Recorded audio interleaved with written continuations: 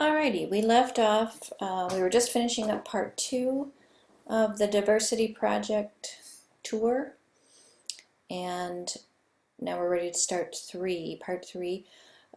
Before we do that, know that parts 1 and 2 happen for most of our every week. You've got either a summary or discussion to do for the 6 variables all throughout the first couple months of the class. It is only late in the game, late in the semester, that you will be working on part 3, the interventions component.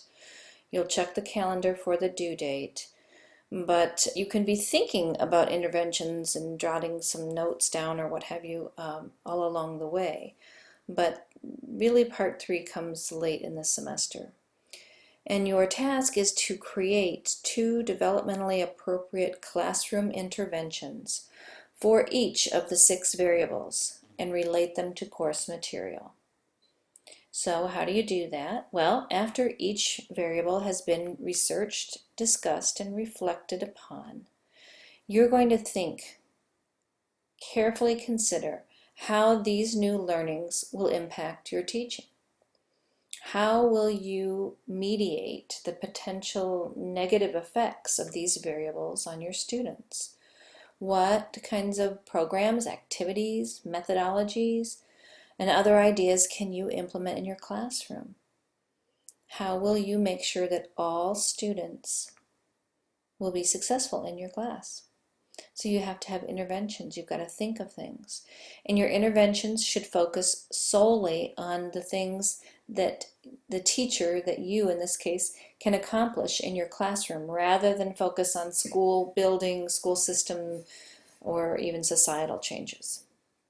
So you're going to be creating 2 developmentally appropriate interventions for each variable, 12 in total. And the interventions should be a response to issues relating to the variable rather than a response to a specific research study. So you take the variable and all the information that you learned from your summary and the summary of your peers and your discussions, and you go, hey, what can I do in my classroom to make sure some of the negative stuff, the baggage that comes with, let's say, socioeconomic status, diversity. How am I going to level the playing field for kids in my classroom? So you're going to come up with 2 interventions for each variable. You have a format that you're going to follow, and I'll give you examples down below here in just a minute. Each intervention should be explained, including the targeted age range or grade levels, and that you would be gearing this intervention toward. And then if it's the intervention would require a lot of changes for another grade level, you want to talk about the adjustments you'd make in the intervention. Each intervention can be used only once, resulting in 12 different interventions. And you'll be including a discussion of the intervention and the course and how it relates to course content, similar to what we did in the summaries. I'll show you examples here. So these are examples to show you what is acceptable for the interventions. Please follow this format when reporting your own interventions. So here's example number 1. This is variable for English as a second language. And my student in this case, has listed the appropriate grade levels. She's named or described in a sentence or 2 the intervention or strategy. In this case, she's proposing a 0 tolerance policy for insensitive or malicious comments directed at a student who does not have English as their primary language. Then she has an explanation paragraph which talks about the why and the how of the intervention. And then the last paragraph in the format that you'll follow is how the intervention relates to EDPS 322 material. And in this case, she's relating her idea of a zero tolerance policy to social learning theory, because she's making the case that if I have a zero tolerance policy for insensitive comments toward ESL students, and if my class sees me admonishing a student for violating the zero tolerance policy, for reprimanding, if I'm reprimanding a student who's made a derogatory comment, then they will learn vicariously. That's what social learning theory speaks to. So the student has woven that into the explanation of how the intervention relates to EDPS 322 material. And then there's another example for you to go through. Your final product will be submitted as follows. You will have compiled in one document your research summaries, so 6 summaries, and then your 12 interventions. And you will have edited your research summaries. I will be, as you write each summary, I will be responding to your summary, not only with some points in the gradebook, but with some comments and editorial feedback on your summaries.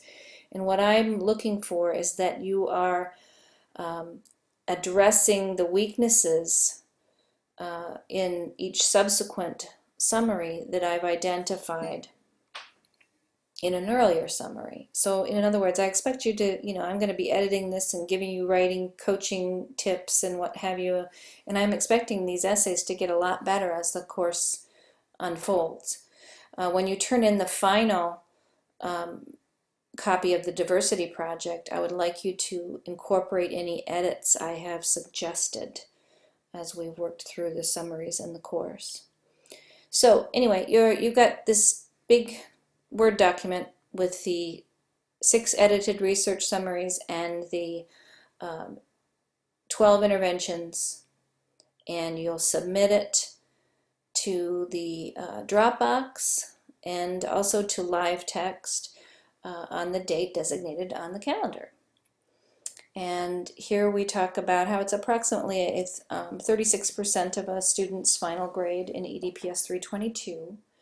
And you do have to earn essentially a C on this project to satisfactorily complete the course, to pass this course, which comes out to be about 26 points out of 36. So you want to get as many points as you possibly can.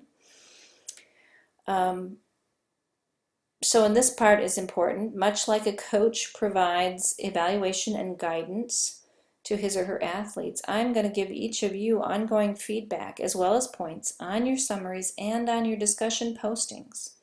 And it is likely that your initial summaries are going to fall short of perfection and full points, and maybe your discussion comments too. But I will coach you as to what you need to improve upon to earn more points the next variable, the next set of summary and discussions. Okay? APA documentation is the last little bit of this document here, giving you examples of how to format your bibliographic information depending on the articles you have selected. One more thing I just want to remind you of over here on the navigation menu. You do have the online databases tutorial here, how to find the articles, and they take time to find good articles. You don't want to leave that to the last minute. And then there are also discussion guidelines for you, a way to remind yourself of the kind of high quality contributions you should be making to the discussions.